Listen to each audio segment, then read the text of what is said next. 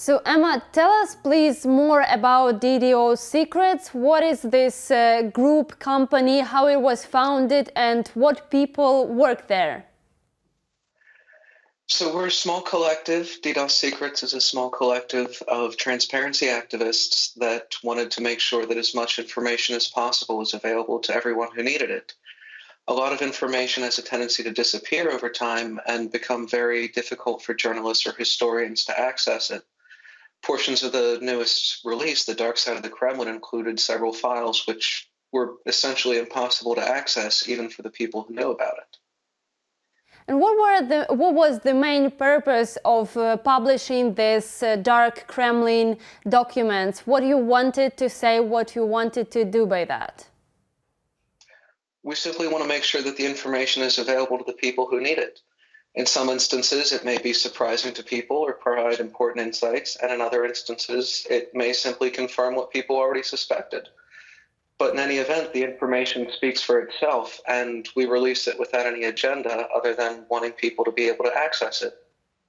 And there are less than 200 gigabytes of information, and journalists are still digging into that documents. So you, as one who worked on these leaks, can you tell us what were the main findings? There's a lot of information in there about separatist movements in Ukraine, specifically the DNR and the LNR. There's also some interesting insights into their contacts with different journalists, both in Ukraine, Russia, and Bulgaria, as well as a number of insights about the Orthodox movement in Russia.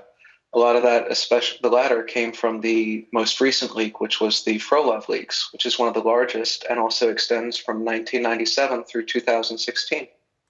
And can you give us more details on how the work was conducted, how many people work on that, and for how long this information was gathered? Because we know that these leaks have the information that had been published earlier but had been deleted for some reasons, and now you gather it in one place, right? Right. We spent several months gathering it. We'd originally planned to take a little bit longer to release the information. However, once we loaded it onto our primary staging server, we noticed attempts to interfere with several of our systems, including one successful wipe of the server. We have all the data backed up, and we restored it from that backup and moved up our release date because there seemed to be efforts to prevent us from releasing it in the first place. And also there were information about MH17 tragedy. Can you tell us more about what was found and was this information new for people? I'm sorry, I couldn't make out that question. I was asking what was found on the subject of MH17 tragedy, and was this information new for people? I'm not entirely sure what exactly has been previously documented with the MH17 case. It has not been a primary focus of mine. And one reason we make the information directly available to people is to ensure that they can review the primary documents themselves. We try not to characterize them too specifically beyond that because we believe that analysis should be performed separately from its presentation, and that too much analysis alongside presentation can be prejudicial to everyone else's process of understanding it. We've seen this with some previous leaks and whistleblowing releases by other organizations in the past, and so we hope to learn and adjust from issues that they've faced. And Emma, you just mentioned that some information was worked with previous organizations, with other organizations, for example, WikiLeaks, because we know that these documents contain information that WikiLeaks refused to publish because they couldn't verify it. So how we can believe this package of information? Did you verify it with any way? We did verify it by consulting with both people in the hacking community, various firms that had tracked it, as well as several journalists.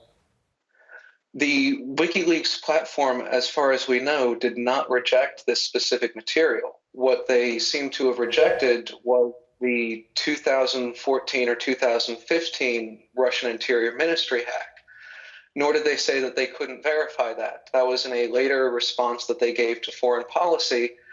However, in the original messages, according to the foreign policy reports, WikiLeaks rejected the information because they claimed it had already been made public. While this was true for most of the information, some of it didn't appear to be available on the internet at the time, and it was not available in any readily searchable format. We did provide copies of the emails to WikiLeaks shortly before we released the new publication. However, we haven't heard any response from the organization, either directly or publicly. And we take the same tact as far as verification that WikiLeaks did with their own email releases. We strongly believe that the entire set is authentic. However, we are only able to certify those that are cryptographically verified through the DKIM signature. Those emails are undoubtedly and unquestionably authentic. And many people also compare this organization, this group, to WikiLeaks, that it also invites hackers and people to share information for publishing. What will you say to this? I'm sorry, I couldn't make out the question. Okay, I'll repeat it. So many people compare this organization, your organization, to WikiLeaks because it also invites hackers and other people to share information. So what will you say about this? That both of our platforms, although we have different publication models, focus on making information available that wouldn't be available otherwise. So, but how it's different? Are you somehow different from WikiLeaks?